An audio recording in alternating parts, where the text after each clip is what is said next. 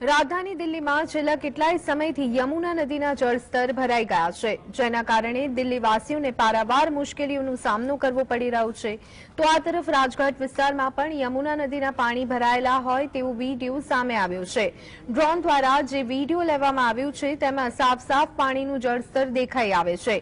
એક અંદાજ પ્રમાણે બુધવારે યમુના નદીનું જળસ્તર 205.25 મીટરની આસપાસ હતું.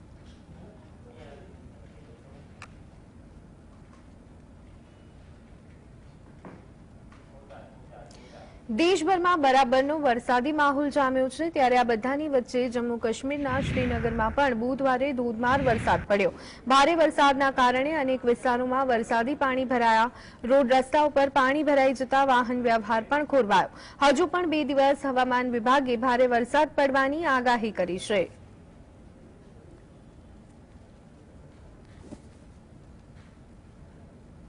હવામાન વિભાગે ઉત્તર પ્રદેશ તેમજ આજુબાજુના વિસ્તારોમાં 2 દિવસ ભારે વરસાદ પડવાની આગાહી કરી છે. આગાહીના ભાગરૂપે બુધવારે આગ્રામાં ધોધમાર વરસાદ પડ્યો હતો. સતત વરસાદ પડતા યમુના નદીના પાણીમાં વધારો જોવા મળ્યો, તેમજ તાજમહેલની આજુબાજુ પણ વરસાદી પાણી ભરાઈ ગયા હતા.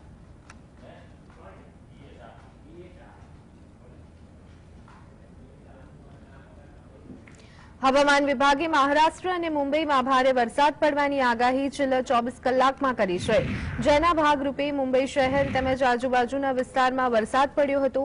મહારાષ્ટ્રના પાલઘર, રાયગઢમાં હવામાન વિભાગે રેડ એલર્ટની જાહેરાત કરી છે, તો મુંબઈના થાણે અને રત્નગિરી વિસ્તારમાં ઓરેન્જ એલર્ટ જારી કરવામાં આવ્યું છે.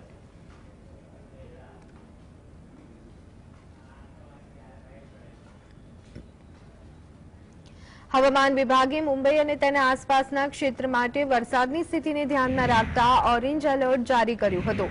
આ સાથે જ સિંધુદુર્ગ, નંદુરબાર, ધુલે, જલગાંવ, સંભાજીનગર, અહેમદનગર, પુણે, નાસિક, સોલાપુર અને બીડ જિલ્લાના ભાગોમાં પણ વરસાદ પડ્યો હતો. મહારાષ્ટ્રના રાયગઢ અને પાલઘર જિલ્લામાં 19મી જુલાઈના રોજ રેડ એલર્ટ જારી કરવામાં આવ્યું. હવામાન વિભાગ પ્રમાણે જે ક્ષેત્રમાં ઓરેન્જ એલર્ટ આપવામાં આવ્યું, પૂર્વ મુંબઈ અને તેના આસપાસના ક્ષેત્રમાં 50 મિલીમીટર જેટલો વરસાદ પડ્યો હતો. બંગાળની ખાડીમાં લો પ્રેશર સિસ્ટમ સર્જાતા મુંબઈ સહિત મહારાષ્ટ્રના અનેક ક્ષેત્રમાં 20મી જુલાઈ સુધી વરસાદ પડી શકે છે.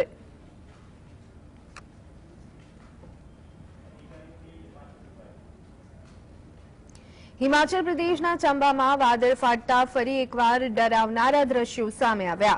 સોશિયલ મીડિયામાં એક વિડીયો વાયરલ થઈ રહ્યો છે, જે વિડીયોમાં પહાડ પરથી નદીઓની માફક પાણી વહેતા દેખાઈ રહ્યા છે, તેમજ કેટલાક લોકો આ વરસાદી પાણીમાં કામ કરતા વિડીયોમાં નજરે પડે છે. હિમાચલમાં સતત વરસાદ પડતા અનેક લોકો બેઘર બન્યા છે, તો બીજી તરફ પ્રભાવિત વિસ્તારોમાં રહેતા લોકોને સલામત સ્થળે ખસેડવામાં આવ્યા છે.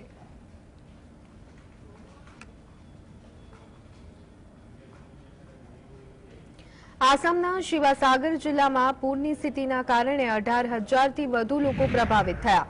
આસામ સ્ટેટ ડિઝાસ્ટર મેનેજમેન્ટ ઓથોરિટીના અધિકારીઓએ જણાવ્યું હતું કે નાઝીરા અને શિવસાગરના કુલ 54 જેટલા ગામડાઓમાં સૌથી વધુ લોકો પ્રભાવિત થયા છે.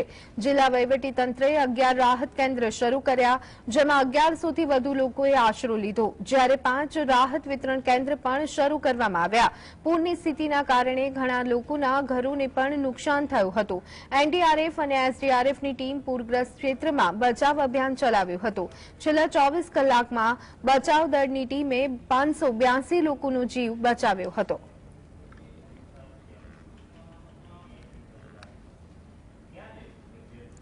દેશના ઘણા રાજ્યો હાલ પૂર તેમજ ભારે વરસાદનો સામનો કરી રહ્યા છે, ત્યારે હવે હરિદ્વાર અને ઋષિકેશ પર જળસંકટ આવી ચડ્યું છે. હરિદ્વારમાં ગંગા નદીનું જળસ્તર ભયજનક સપાટી પર પહોંચી ગયું છે. પહાડો પર પડી રહેલો વરસાદ અને ટિહરી ડેમમાંથી વધારાનું 3,000 ક્યુસેક પાણી છોડવાના કારણે હરિદ્વારમાં ગંગા નદીમાં જળસ્તરમાં ધરખમ વધારો થયો છે. હરિદ્વારના ભીમગોડા બેરેજ પર ગંગા નદીની સપાટી 293 મીટર એટલે કે ચેતવણી સ્તરે પહોંચી ગઈ છે. જિલ્લા મેજિસ્ટ્રેટે તમામ પૂર ચોકીઓને એલર્ટ પર રહેવા સૂચના આપી છે. સિંચાઈ વિભાગના એસડીઓ શિવકુમાર કૌશિકે જણાવ્યું હતું કે શ્રીનગર ડેમમાંથી વધારાનું 3,000 ક્યુસેક પાણી છોડવામાં આવ્યા બાદ બપોરથી ગંગાનું જળસ્તર વધી રહ્યું છે, જ્યારે હરિદ્વારમાં ગંગા નદીની સપાટીના જોખમનું નિશાન 294 મીટર છે.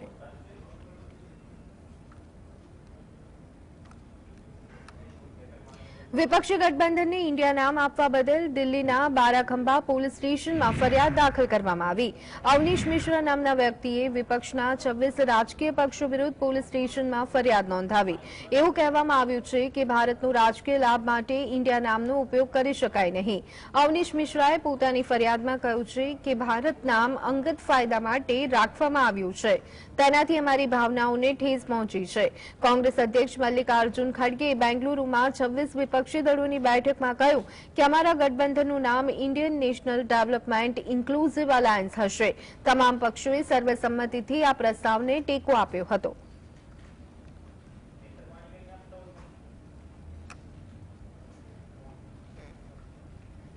કોંગ્રેસના નેતા જયરામ રમેશે જણાવ્યું હતું કે અમે સંસદના સત્રમાં મણિપુર હિંસાના મુદ્દા પર ચર્ચા કરવા માંગીએ છીએ.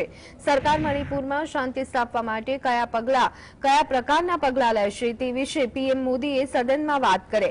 આ સાથે જ અમે રાજ્યપાલ અને એલજી દ્વારા લોકતાંત્રિક રીતે ચૂંટાયેલી રાજ્ય સરકારોના કાર્યમાં હસ્તક્ષેપનો મુદ્દો પણ ગૃહમાં ઉઠાવીશું. કોંગ્રેસ મોંઘવારી અને અદાણી કૌભાંડ મુદ્દે જેપીસીની માંગ પણ કરશે.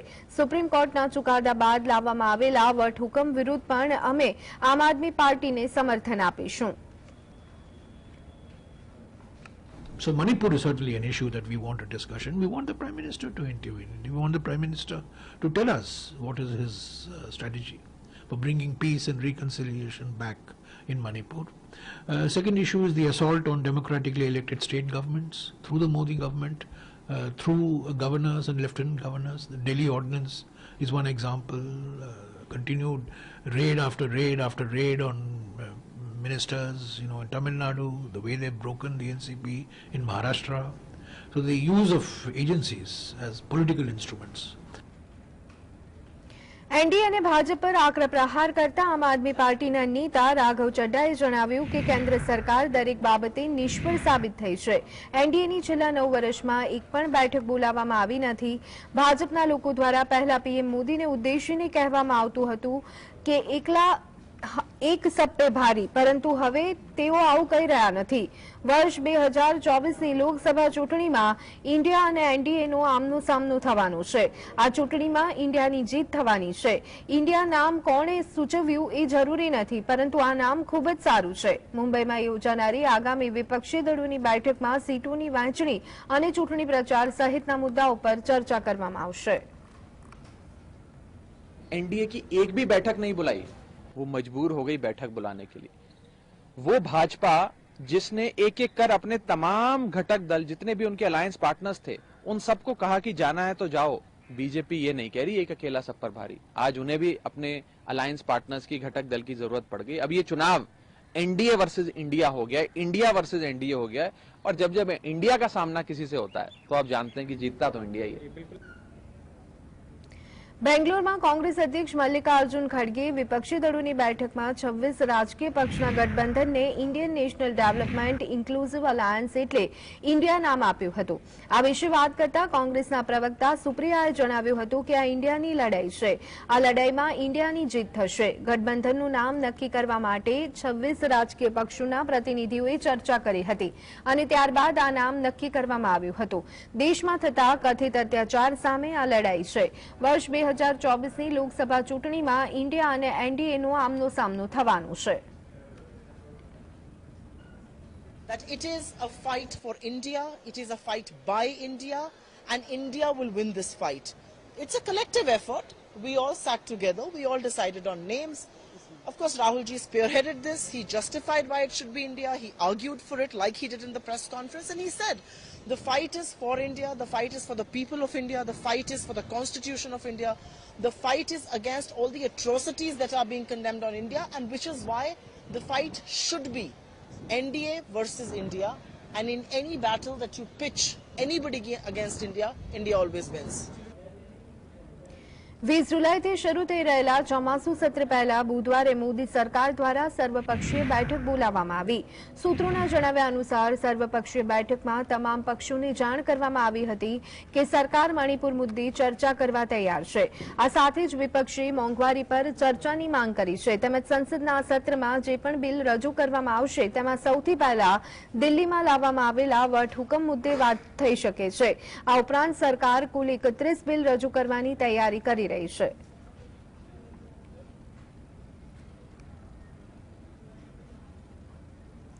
એનડીએની બેઠકમાં વડાપ્રધાન મોદીએ જણાવ્યું હતું કે હું દેશવાસીઓને ખાતરી આપવા માંગુ છું કે હું ક્યારેય મારા પ્રયાસમાં કમી નહીં રહેવા દઉં. મારાથી ભૂલ થઈ શકે છે, પરંતુ ખરાબ ઇરાદાથી દૂર રહીશ.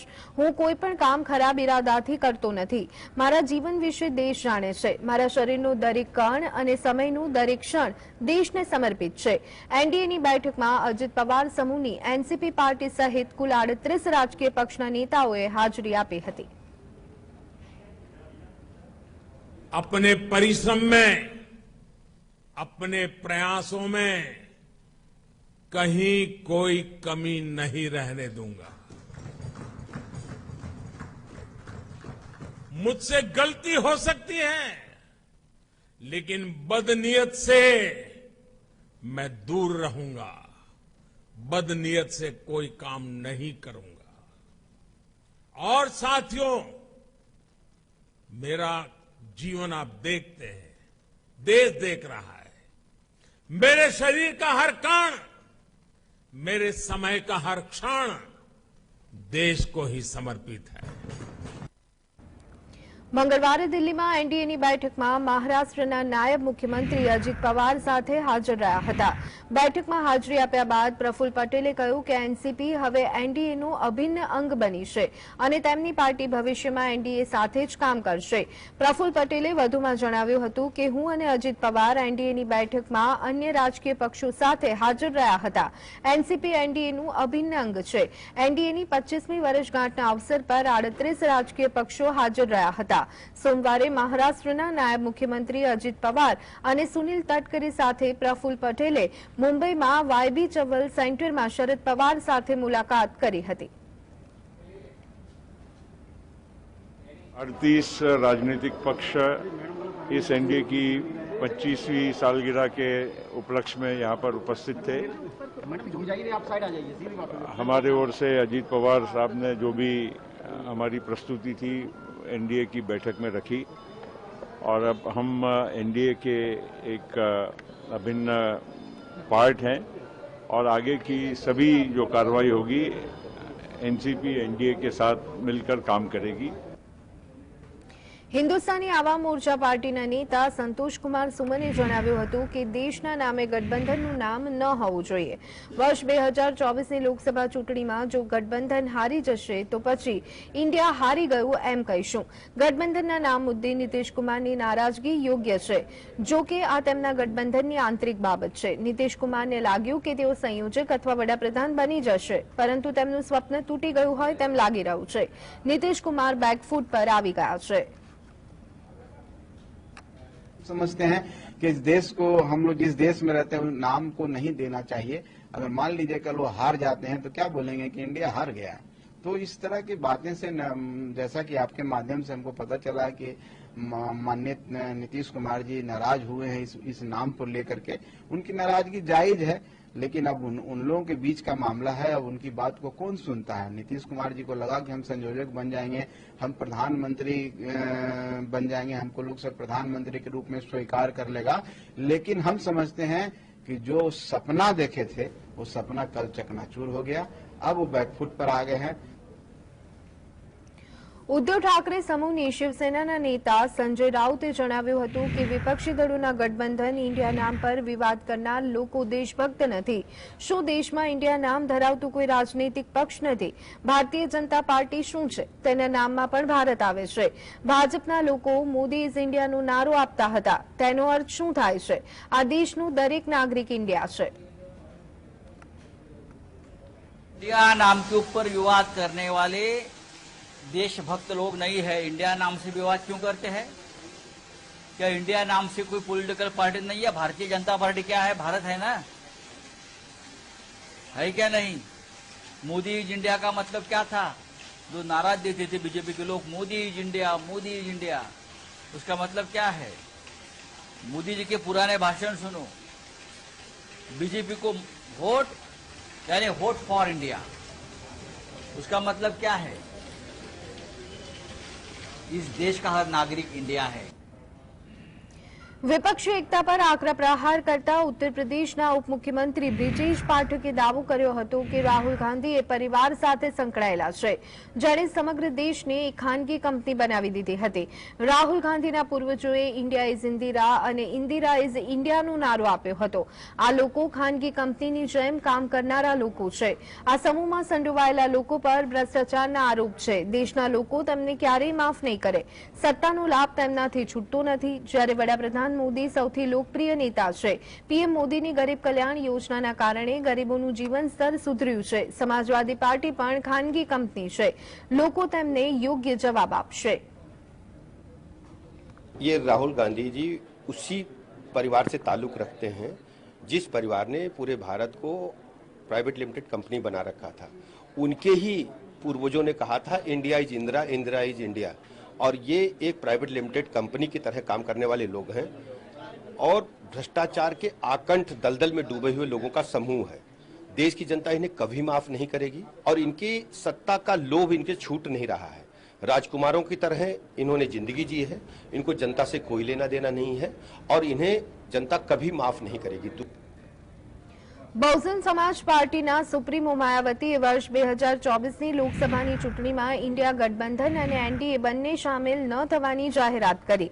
આ સાથે જ માયાવતીએ જણાવ્યું કે તેમની પાર્ટી મધ્યપ્રદેશ, રાજસ્થાન, તેલંગાણા અને છત્તીસગઢમાં વિધાનસભાની ચૂંટણી એકલા હાથે લડશે, જ્યારે પંજાબ અને હરિયાણા જેવા રાજ્યમાં બીએસપી સ્થાનિક પાર્ટી સાથે ગઠબંધન કરી અને વિધાનસભાની ચૂંટણી લડશે।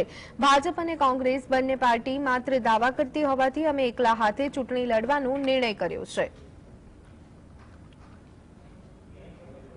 इसलिए इन सब बातों को ध्यान में रखकर अब बीएसपी को लोकसभा चुनाव में व इससे पहले राजस्थान, मध्य प्रदेश, छत्तीसगढ़ व तेलंगाना आदि राज्यों में होने वाले विधानसभा चुनाव में भी अकेले ही चुनाव लड़कर अपनी पार्टी का बेहतर रिजल्ट लाना होगा। लेकिन बीएसपी पंजाब, हरियाणा आदि इन राज्यों में वहां की रीजनल पार्टियों के साथ मिलकर जरूर चुनाव लड़ सकती है।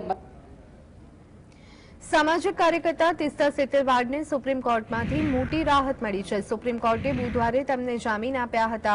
આ સાથે સુપ્રીમ કોર્ટે આદેશ આપ્યો કે તીસ્તા સેતરવાડ કેસમાં સાક્ષીઓને પ્રભાવિત કરવાનો કોઈ પ્રયાસ નહીં કરે અને તેમનાથી દૂર રહેશે। સુપ્રીમ કોર્ટે જામીન મંજૂર કરતા ગુજરાત હાઈકોર્ટના આદેશને ફગાવી દીધો અને તેમને તાત્કાલિક આત્મસમર્પણ કરવા જણાવ્યું।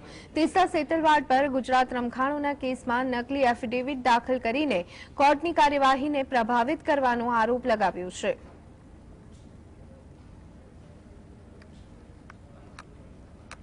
Welcome back. ભારતીય સેનાએ જમ્મુ કાશ્મીરના કુપવાડા જિલ્લાના માછિલ સેક્ટરમાં વધુ 2 ઘૂસણખોરોને ઠાર માર્યા છે।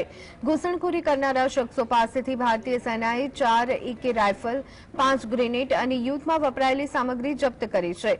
મહત્વનું છે કે ભારતીય સેનાએ ગઈકાલે પણ ભારતીય સીમામાં ઘૂસણખોરીનો પ્રયાસ કરનાર 4 આતંકીઓને મોતને ઘાટ ઉતારી દીધા હતા।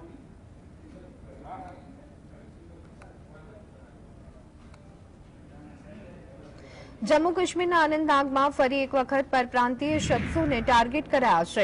આતંકીઓએ 2 પ્રવાસી મજૂરો પર ફાયરિંગ કર્યું હતું। બંને લોકો ઘાયલ થતા તેમને સારવાર માટે નજીકની હોસ્પિટલ લઈ જવામાં આવ્યા, જ્યાં તેમની હાલત સ્થિર બતાવવામાં આવી રહી છે। તપાસ અભિયાન માટે વિસ્તારની ઘેરાબંધી કરવામાં આવી રહી છે। ઘાયલ બંને મજૂરો મહારાષ્ટ્રના રહેવાસી છે। આ વર્ષે કાશ્મીરમાં ગેરસ્થાનિક લોકો પર આ ચોથો હુમલો છે। આ અગાઉ દક્ષિણ કાશ્મીરના શોપિયા જિલ્લાના ગગરાન ગામ આતંકવાદીઓએ 3 પ્રવાસી મજૂરોને ગોળી મારી અને ઘાયલ કર્યા હતા। ઉત્તરાખંડના ચમોલીમાં આવેલા નમામી ગંગે પ્રોજેક્ટ દરમિયાન વીજ કરંટ લાગતા 16 લોકોના દર્દનાક મોત થયા। સાથે 14થી વધુ લોકો દાઝી ગયા હોવાના અહેવાલ મળી રહ્યા છે। નમામી ગંગેના રિવર ટ્રીટમેન્ટ પ્લાન્ટની નજીક કરંટ ફેલાઈ ગયો હતો. તેના લીધે 16 લોકોના ઘટના સ્થળ પર જ મોત નીપજ્યા, જ્યારે 14થી વધુ લોકો કરંટની લપેટમાં આવ્યા હોવાની પ્રાથમિક માહિતી સામે આવી છે. ટ્રાન્સફોર્મર ફાટવાને લીધે કરંટ ફેલાયો હોવાનું સામે આવ્યું છે. આ દરમિયાન મૃતકના સ્વજનો સહિત અનેક લોકોની ભીડ ત્યાં એકઠી થઈ હતી. તે સમયે જ કરંટ ફેલાતા હાજર લોકો કરંટની લપેટમાં આવી ગયા છે.